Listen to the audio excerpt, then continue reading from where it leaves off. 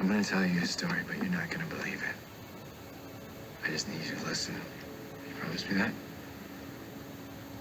Yeah, I can.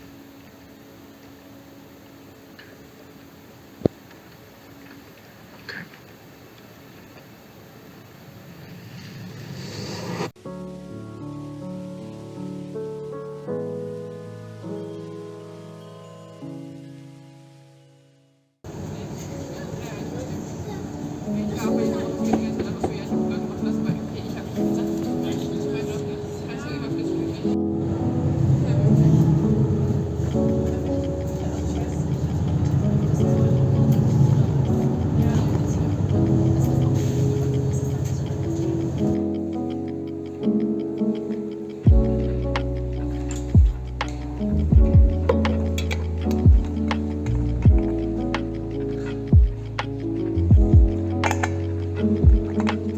Welcome back to another one of my Artists Way videos. For this chapter, chapter 5, I decided to start working on it in the library, and that was one of the best ideas I've had in a while. I know the clip might look like I'm in the worst mood imaginable, but please know that I was actually really happy to be back in the library. It was just a very stressful day with an attempt to donate blood that was prevented by some circulatory problems. But I'll be back and trying again as soon as possible. But anyways, this week's chapter is a bit heavy on the religious side, which I basically just chose to ignore. I mean, I read everything, but I guess the fact that I just binge-watched Midnight Mass, which is a series that's a critical look at religion, mainly Christianity, and how people misuse faith for their own selfish benefits, really didn't help the author's way of using God as an example for various things in the Artists Way book. And if I ignore the religious parts, the rest of the chapter was once again pretty helpful. The core of this chapter is illustrated very well by a specific line that's being, pray that you'll catch the bus and then run as fast as you can. Like, yeah, believe that it's possible, but also put in the work yourself. For me, it's more of a psychological effect that if you don't believe you can catch the bus, you just won't run as fast or put as much effort in to make sure that you do catch it, because you already decided that you won't catch it to begin with. But if you believe there's a chance, you won't throw away the possibility without even trying. And another interesting topic is the virtue trap, which basically means that you ignore your own creative needs in favor of other people's needs or opinions. A good example the book gives you is the father who would like to build a darkroom for his photography in his home, but instead the money gets invested in a new couch for the entire family. It is a virtuous act for the father to put his own needs after his family's, but if he keeps doing it, he'll just never realize his dream of, taking photography serious. And on God, I feel so called out by this, even though I know it's bullshit every single time I fall back into the trap myself. The way this shows itself for me is that I just don't allow myself to take breaks or play video games or do other things, quote unquote, just for fun. Because, I work so hard, so I'm a good person or whatever. Like, I don't actually think that way, but I just keep falling back into old habits or old toxic thought patterns or something like that. And I hate that my brain works like this, but it is what it is, I guess. Like, at least for the time being, but I'm also really working hard on fixing this. But I also do think this part is written a bit overdramatically in the book, and some parts just fall completely flat for me. However, the good parts of this chapter are still completely worth it in my opinion.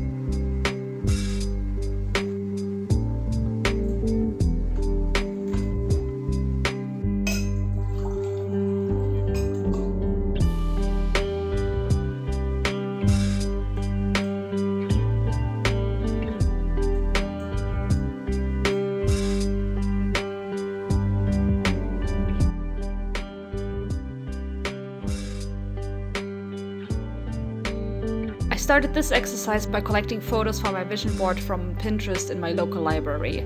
However, the pictures that were actually more important are the many travel pictures my friends and I took while actually traveling in real life. I chose pictures from all of my bigger trips, like New Zealand, Hong Kong, the Netherlands, Italy, and Croatia, and man, I spent half the day with this just because it felt like just the perfect thing I needed in the moment. It felt so healing, and I almost cried because I just wanted to go travel again so bad. And also, I very much miss my friends, like the ones I can't just see in half an hour trip. However, it's not just travel-related things. I also chose pictures that represent me wanting to live more healthy, but in a way that's actually enjoyable to me, like delicious and healthy food and hiking as workouts. Also art and writing and a cozy reading corner, or just pictures that make me feel happy, like my favorite Hubble telescope photo of the Eagle Nebula and Van Gogh's Coffee Terrace at midnight. I made the actual vision board with PureF, which is a free software I've been using to create mood boards for illustrations and other art-related projects. And this is not sponsored or anything, but I can totally recommend that program. I just love it so much. It made my whole creative process so much easier, and it also came in very handy in this particular exercise. But anyways, my plan for this vision board is to set it as my desktop background so that I see it every time I start my computer. I might also find other ways to use this, but yeah, we'll see how that works out in the future. I've never really tried working with vision boards, the closest being mood boards, like I mentioned for my projects. But since I'm such a visual person, I feel like it should work out for me, but at the same time, I don't know. I'm not exactly sure if it actually will. Like, I've never really felt... I just never felt that it would work for me. However, I'll try my best to let this influence me, and at the very least, I had a whole lot of fun creating this collage.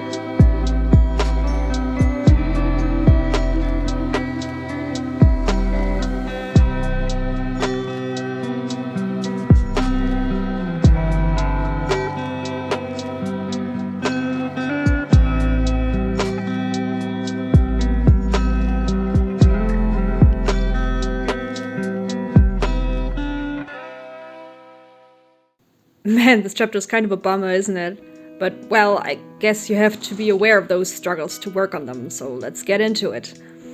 If I'm being honest, the things I list here are mostly things I talked about in past videos, and also the clip right before this.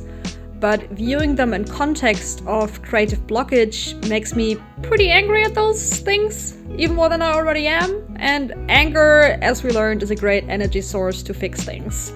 So the big thing that's blocking me is that I guess I'm scared of my projects not turning out as good as they are in my head. Be it because of a lack of skill on my side, or that a plot I thought would work great actually just doesn't work at all. And yeah, you can improve on those things, but my subconsciousness is still scared of those problems. So it once again makes sense in the short term to just not actually properly start on those projects and instead just keep daydreaming about them. However, that way I'll never realize my actual goals of, finishing those projects and building an actual art career for myself. And it's the same sentiment with my goal of traveling long term. Like, yeah, if you go and travel to places you've never been and experience things you've never experienced, you will run into problems and awkward situations. Probably even dangerous ones, but the thing is, first of all, for me, it's worth a try, and as long as it's not actually too dangerous, those problems will turn into adventures and stories to tell. And that's what I want, personally. Experience things. Like, yeah, in the moment it will suck and I'll probably cry, but the alternative of not trying at all, and for sure not experiencing all those wonderful things I can only experience if I try, is so much worse to me. And that's the same sentiment I want to bring into my artistic projects and just into my life in general. If I don't even try, I know I can only fail, because if I try, even if the projects aren't as good as the fictional version of them in my head, I'll still have something way better. Because a real project is just always better than the ones that's simply a fantasy. So yeah, about the question of what I get from staying creatively blocked, it's simply that I can avoid my fears, which unfortunately is a big factor in my mind, but luckily I'm well aware of the fact that at the same time I won't get to experience all the wonderful things. So instead of staying blocked, even though I'm aware of what I get from it, I still choose to work hard to not stay that way.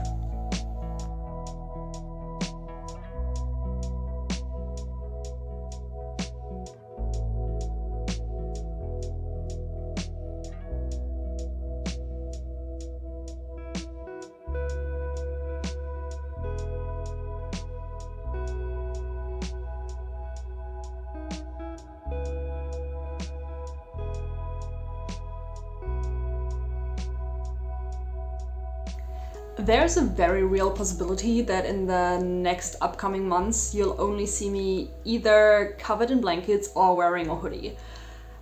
And that is because I have decided to make seasonal depression and the cold weather my bitch. And a little life update, a tiny one, but a very important one. Step 1 in this grand master plan are these. Look at them! They're owls and they're little bummels, and like they're so cozy and warm. You might not realize the connection between new fluffy cozy socks. Like, I'm sorry, but like the white part is so soft and fluffy. But for the book, an important part is taking care of yourself and your needs and desires. And I've seen these socks a few days ago when I was looking for birthday presents for my friends. I've been thinking about them for like a week, almost nonstop. Like, they have owls and they're fluffy and warm and cozy and I love them.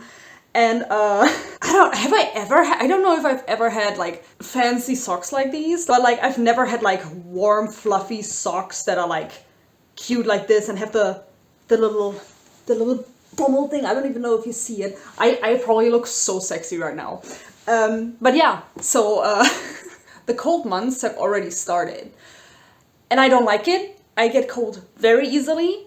And like I said, seasonal depression, you know it. But I don't know, this year I think I'm gonna try and tackle it in a different, probably more healthy way. Like the last, basically forever, I think. I've never been much of a fan of the cold months, so I was always just like trying to wait it out and ignore it. But like no, now I'm gonna make it as happy as I can with little treats. And if it's like probably the first fancy socks I've bought in my entire life, so be it.